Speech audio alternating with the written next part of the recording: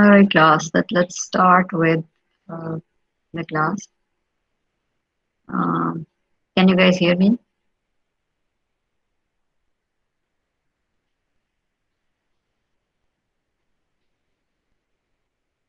Yes, ma'am. Okay. Okay. So today we are going to talk about phylum Mollusca. I have uploaded phylum arthropod and lectures. I hope you have seen those. The next phylum we are going to cover is Mollusca. Mollusca, the shells basically, which are the shelled organisms. So let's go to the presentation straight.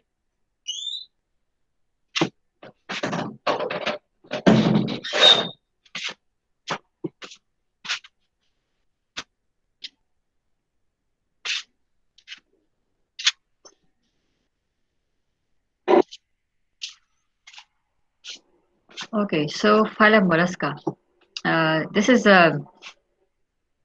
basically molluscas is the word coming from molluscus, which means basically soft. What happened that these organisms are having a soft body but a hard shell. Here you can see one snail. This is a common snail. We commonly see that sometimes. You can see a coiled shell around and the organism just coming out of the shell.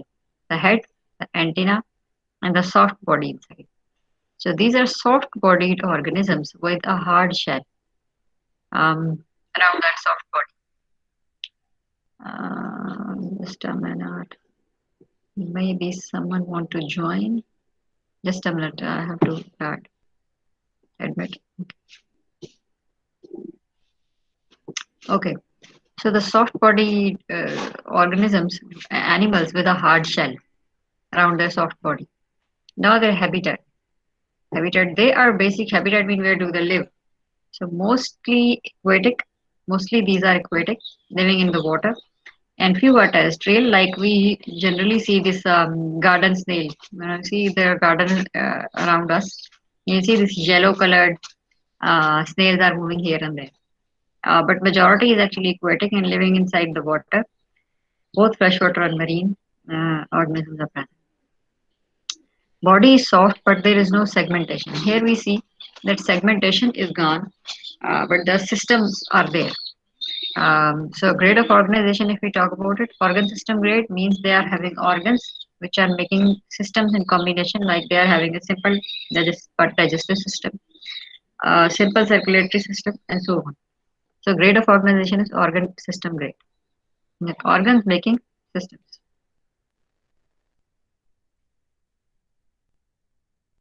Someone want to admit? Yeah.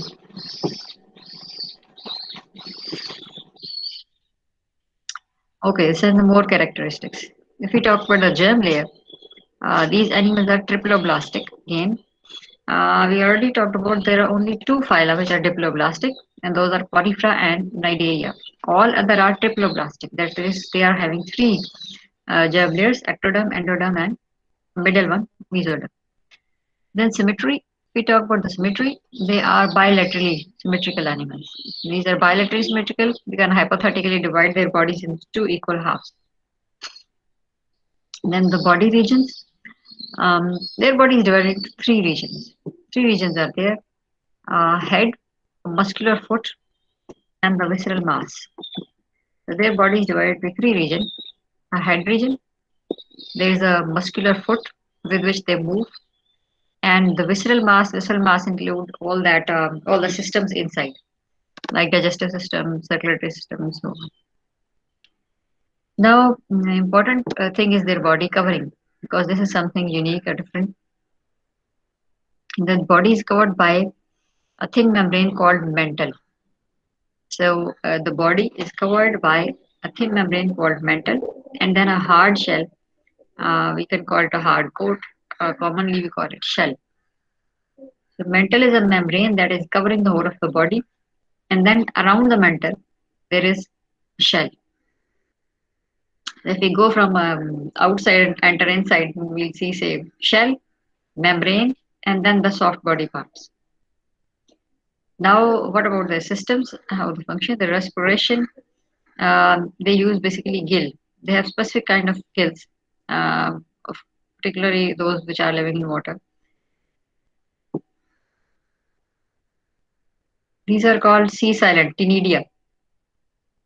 This is the old name, but gills is the common name for them. We particularly call them Tinidia in the mantle cavity. These are present in the mantle cavity, but terrestrial forms may have lungs. All those, of course, which are living in water, they will use gills, the Tinidia, but the terrestrial forms which are living on land are having lungs. Then the digestive system. As they are free living, they should have a digestive system. So complete digestive system is present, which is as for their level developed. So we can say that complete and developed digestive system is present because these are free living organisms.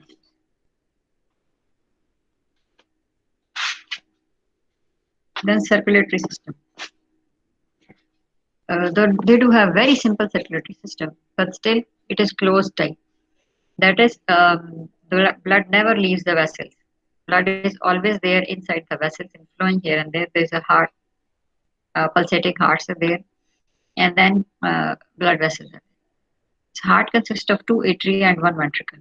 The heart is having chambers, very small kind of chambers, but still we can find out the structure that there are two atria and one ventricle, which is vessel, and then the blood vessel.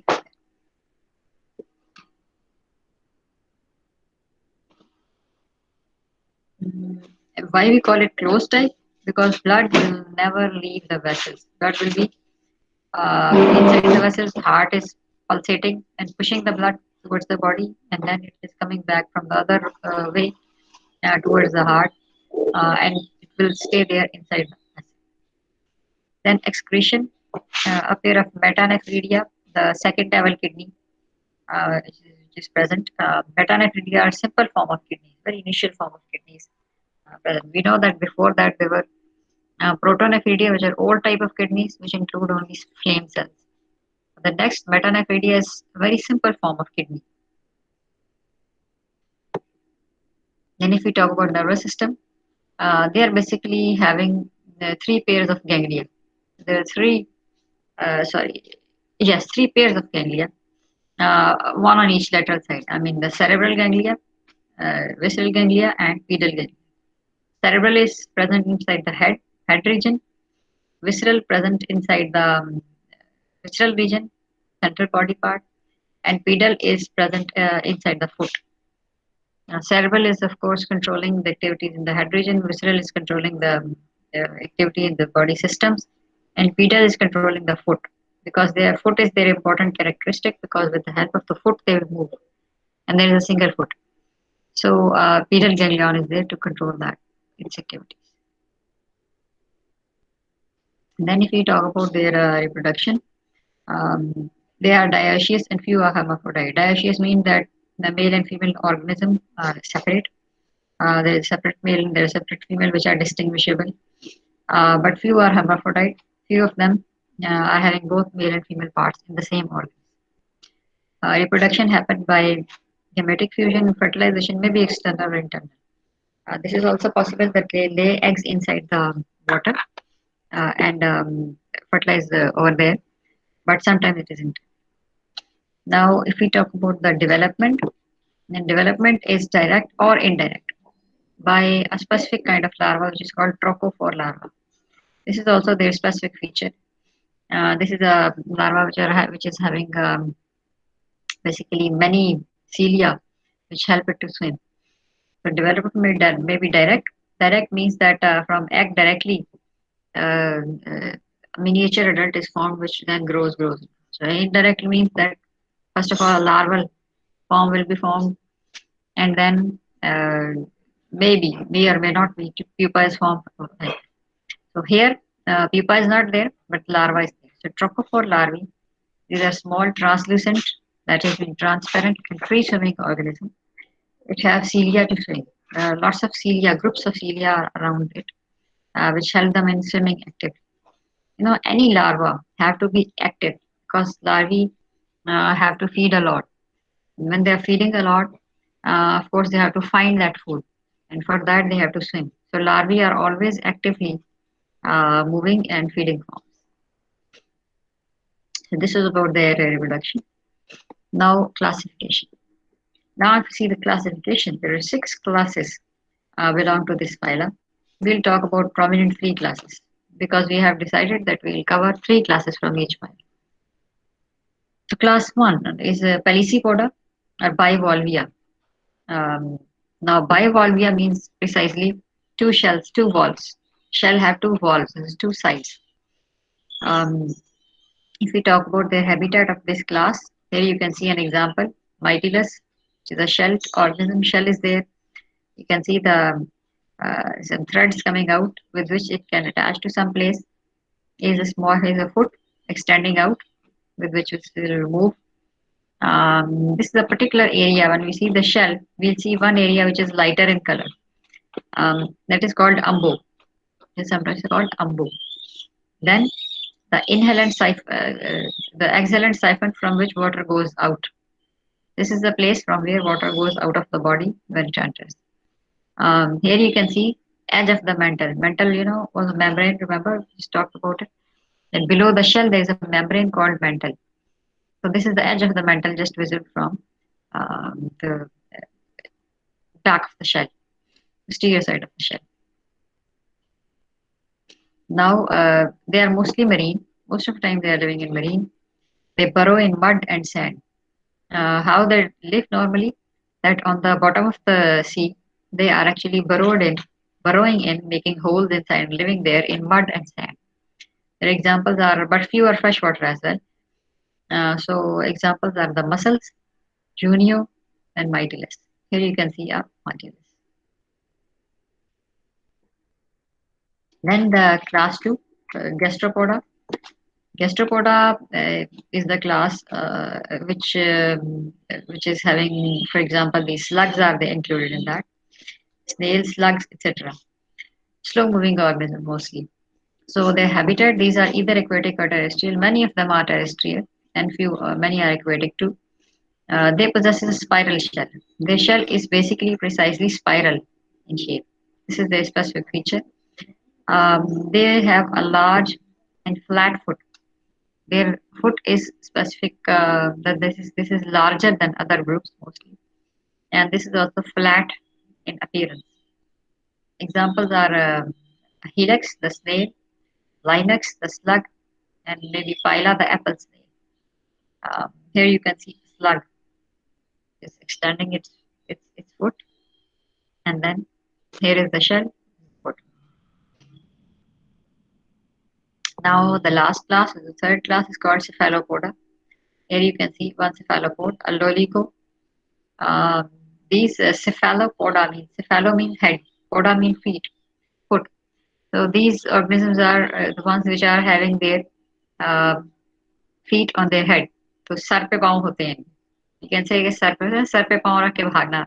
They are having their feet on the head. Basically, they are having arms around the head, um, and so on. So habitat is mostly marine. Most of the time, these are living in marine environment. They are adapted for swimming mostly. So they do swim very effectively. And for that, here you can see that they are having this fin, quite a big fin. Many of them are having these fins, or maybe arms help them in swimming, the fins help them in swimming. The foot is modified to 8 or 10 long tentacles in head region. Now, what happened that they are not having the single foot. This is the group where foot is modified into arms or tentacles.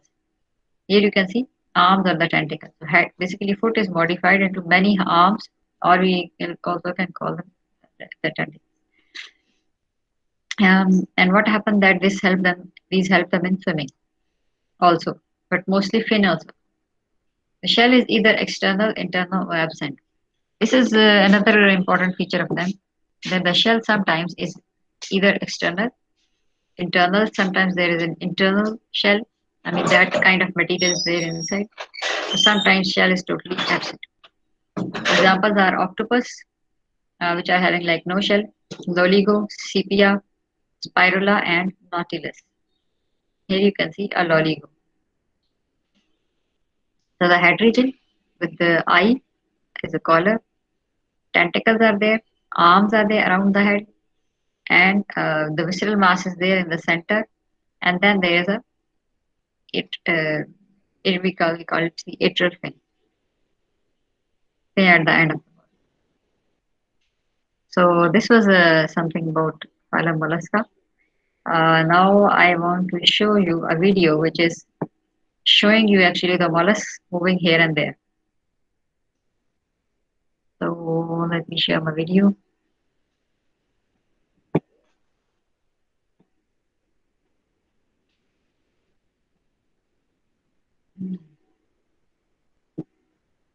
All right. So I because mostly it's sound. I'm not sure. Can I add the sound? Let me just check. Mm, Let me just check the sound setting if sound is allowed in a way.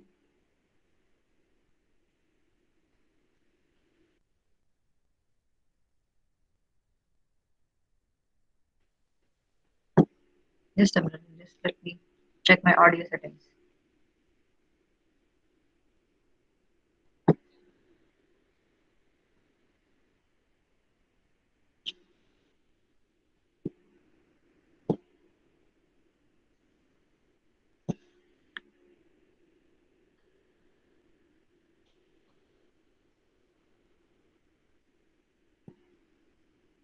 Okay, I think I don't find the audio settings, so I'm just sharing with the subtitles on. So I'm sharing the video with the subtitles on because I don't think so. I can right now check for my audio settings and I don't find any setting for running the video sound. So I don't know. You'll be able to check the sound out, but I'm switching on the subtitles, right? So that you can read if you want to over there. So over to the video.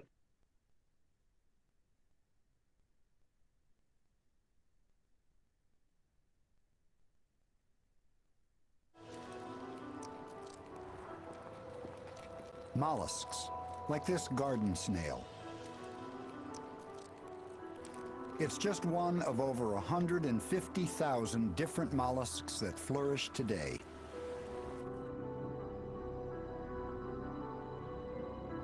But when they first appeared, over 500 million years ago, mollusks were but tiny creatures, inching around under a protective shell. How did the struggle for survival create so many variations on their original body plan?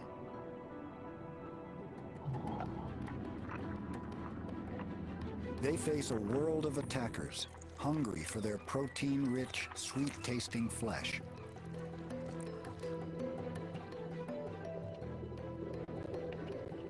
But mollusks have survived, because their body parts manage to change as new challenges arise.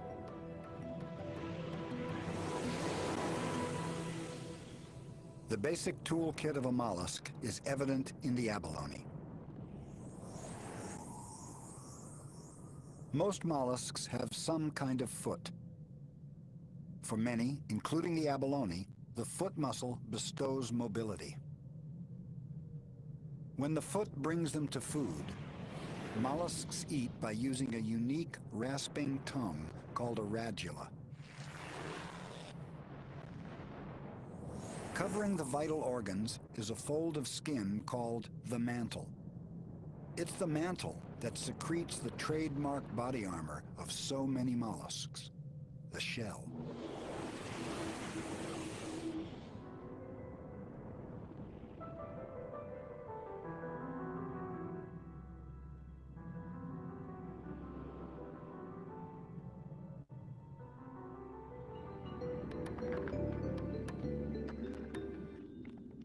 The leafy hornmouth has developed just 3 well-placed ridges along its shell.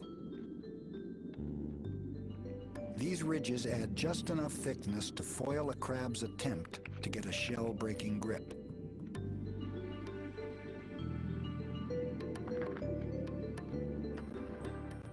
But since no shell provides perfect safety, some mollusks have added another method of defense.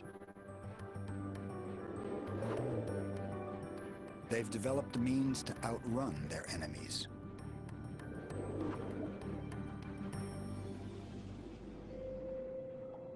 An abalone spends most of its life clamped to rocks. But when escape is necessary, its muscular foot sets out across the bottom. The foot is a biomechanical wonder. With no bones for support, it can stretch out to crawl while holding on at the same time.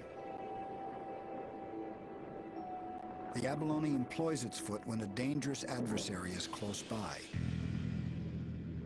such as the many-armed predatory sea star Pycnopodia. The abalone could clamp itself down, but then it would face the slow, suffocating torture of Pycnopodia's death grip.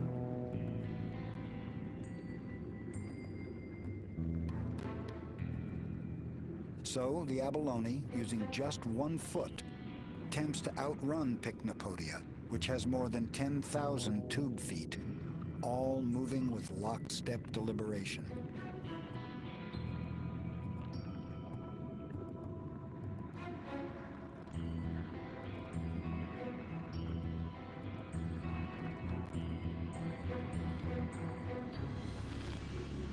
Because the abalone's foot is attached to its shell, it can twist with powerful torque and wrench itself free when its pursuer catches up. But competition has driven other mollusks to turn this defensive tool into a weapon that kills.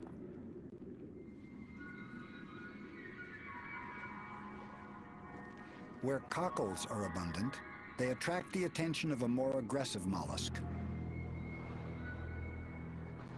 The moon snail can inflate its foot to 4 times the size of its entire shell.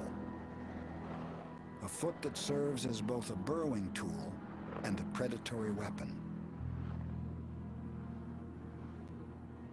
The cockle, however, has a few tricks of its own. Its foot is a powerful digger, but it can also kick away forcefully when danger approaches.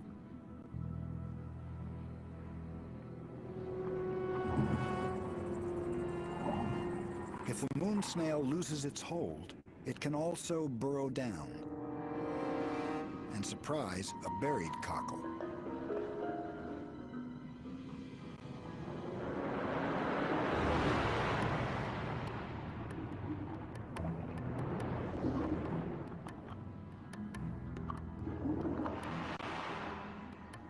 This time, the aggressor succeeds.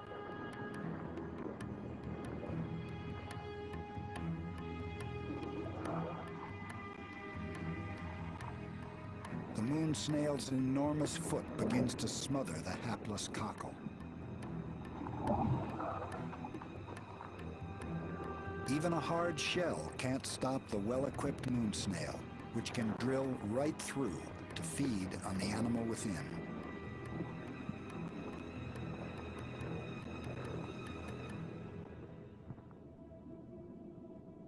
The need to procure a meal is a driving force in nature's arms race, and mollusks have evolved an astonishing variety of feeding tools for the job. Peering inside an abalone's mouth, we can see one of nature's brilliant and bizarre creations. It's called a radula, a rasping ribbon of teeth like a chainsaw blade. In some mollusks, these teeth contain a hard iron mineral that grants them supreme durability.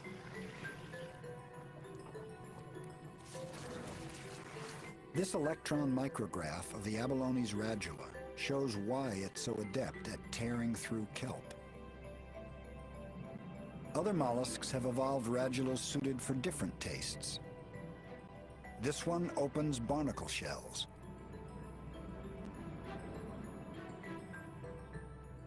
This one can scrape through animal flesh.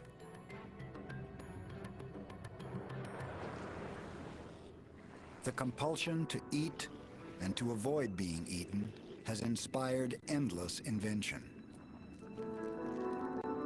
The war began among bottom dwellers confined to the sea floor.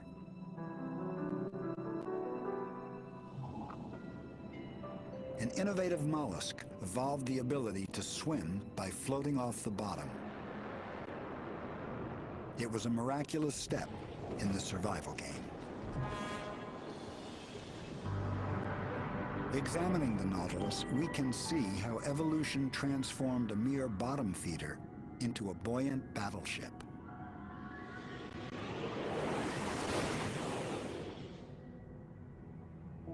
At its head, a mass of 90 or more muscular tentacles can extend from sheaths to seize its prey. Nautiloids found a way to swim by jet propulsion.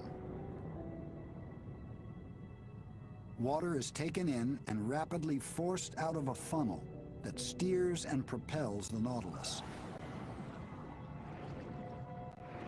It evolved from the ancient foot to become like a flexible exhaust pipe that also serves as a rudder. Every feature of the Nautilus design is a legacy from its ancestors and the world they encountered. But what set this line of mollusks apart from all that came before was a key evolutionary breakthrough: buoyancy. But soon the battle for survival would change dramatically, thanks to a new weapon: speed. Fish had been around for millions of years, but now they began to evolve quicker, more agile bodies, which greatly enhanced their hunting skills. In time, the floating fortresses were outgunned.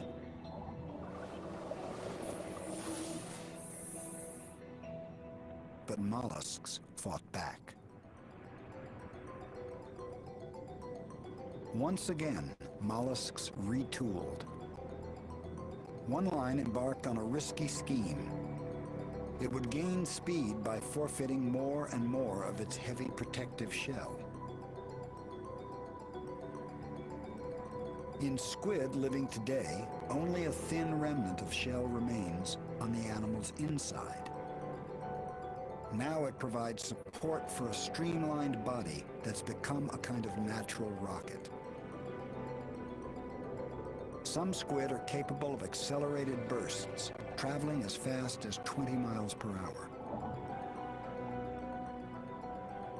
Compared to the mollusks that came before, squid are superb swimmers.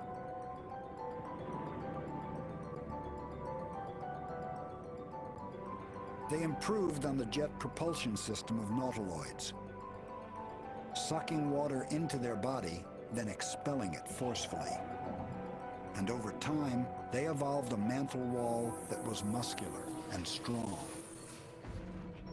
Elastic fibers in the muscle intensify the recoil that expels the jet of water. Triggering this action at lightning speed is a nerve system wired with giant nerve fibers.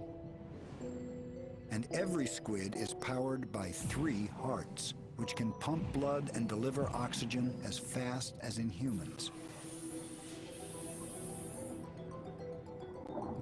But beyond their speed and evasive maneuvers, squid went even farther, venturing into the deep sea. These squid must survive the extraordinary rigors of the deep. And like so many mollusks, they have adapted in singularly creative ways.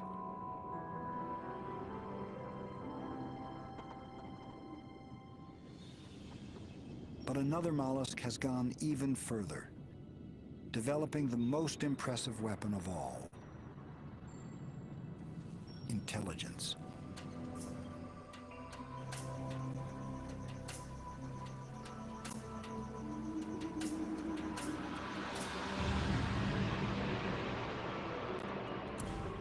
Descended from swimming ancestors, octopuses returned to live on the bottom.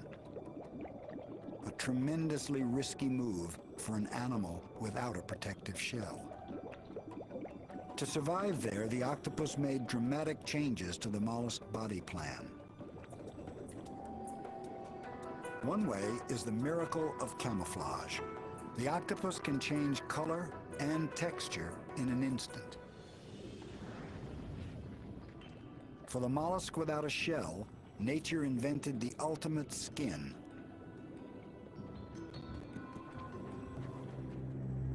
The poisonous blue ring octopus flashes its colors as a warning. Yet another brilliant design for the arms race.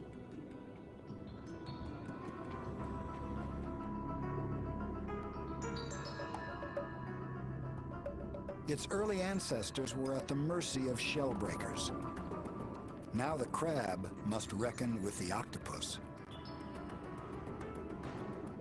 An adversary equipped with intelligence, an awesome ability for disguise, and a devastating 8-armed attack.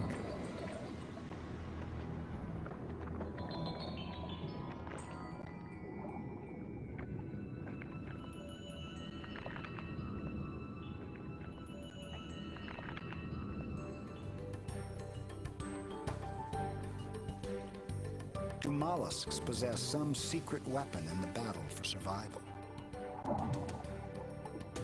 The simple truth is, they endure because their body plan adapts, endlessly and ingeniously.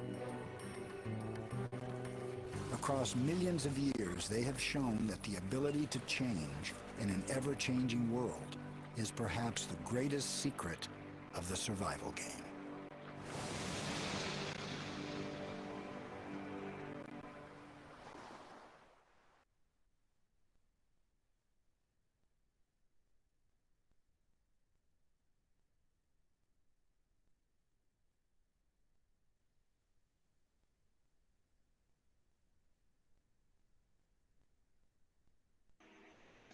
Okay, so this was about mollusks. Uh, uh, Someone couldn't see the video. Did you? Yes, you can't hear that indeed. Some people can hear it, the video. Yes, ma'am, we were able to hear it. Okay, that's great. That's great. So that's good. Good. Okay, so Me trials too. are successful. All right, great. So this was about phylum Mollusca, which are the shelled organisms, and you see how unique they are in having a particular kind of foot, and somewhere even they are evolved to have a rather than one foot, they evolved their foot into many arms and even fins for swimming. So these are this is a unique group of organisms which are having these two main qualities. And even in octopus, you can see so many arms are there. Uh, so these are very interesting organisms in water, and few are also terrestrial. So any questions regarding this phylum? Namaskar.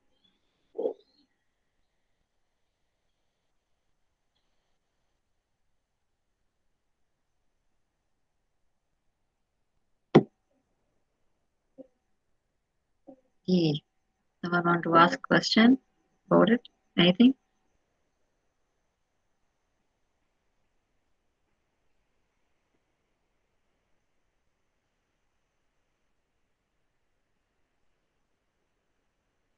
Or no? No, ma'am, but these slides will be uploaded on Moodle, right? Yes, yes. And link to this video will also be. All right, great. Thank you. Yeah, both of these. So I'm just marking your attendance now. In the meantime, if you have some question to ask, you can think about it. Okay. I'm marking your attendance.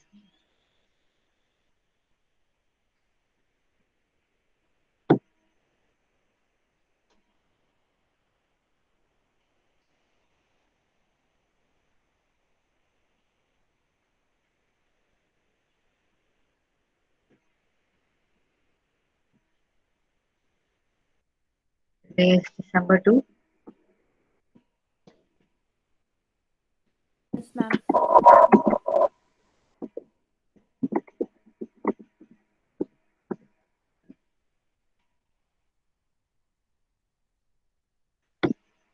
And initially, I don't know why, but I thought that I have sent you guys a link, and in fact, I forgot about that. I have created because for Google Meet we have to create calendar event and then send the invites. So I think I forgot that step to send the invites. So I think many people have missed it, but of course they'll get this recording. Did we talk about the quiz?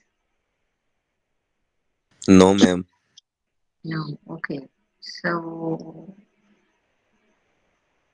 okay, then I'll post that on Moodle. What about next week? I was thinking of next week's Friday to take your test. Not this Friday, the next Friday to take your quiz. Yes, ma'am. That would be. And I want the syllabus to be phylum Platyhelminthes and Annelida.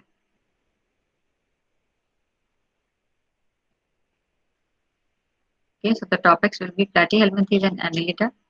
And what I'm thinking of the pattern, uh, first of all, marks, 15 marks, and pattern will be MCQs and a few short questions, 2 marks questions, and MCQs.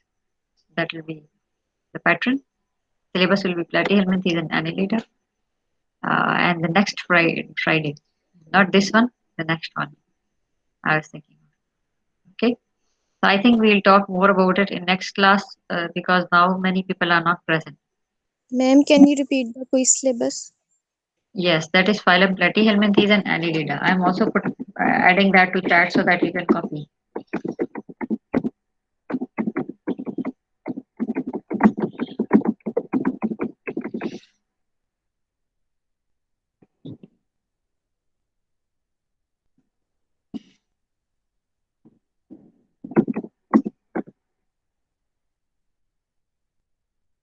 Pattern is MCQs, short questions, and that will be a 15 marks, 15 marks quiz, and that will be on Moodle. Moodle, of course, because of course we have no online only mode. We have to do that on. We'll do that in class timing. During the class time, we'll spend a few minutes to do that. Okay, so this was about the today's class, and I think if you don't have any questions, then uh, we can just simply close the class. Okay. Okay, ji, thank you everyone. Allah Hafiz. Allah Hafiz. Allah Hafiz. Beta.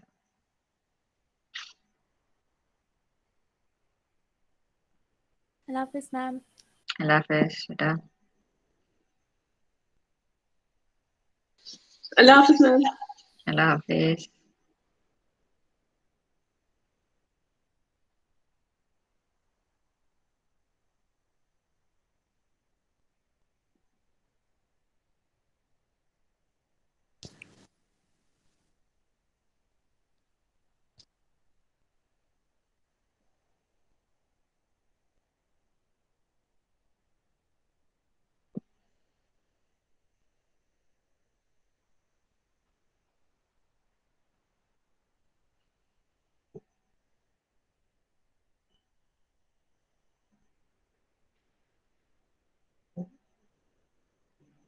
Sanju,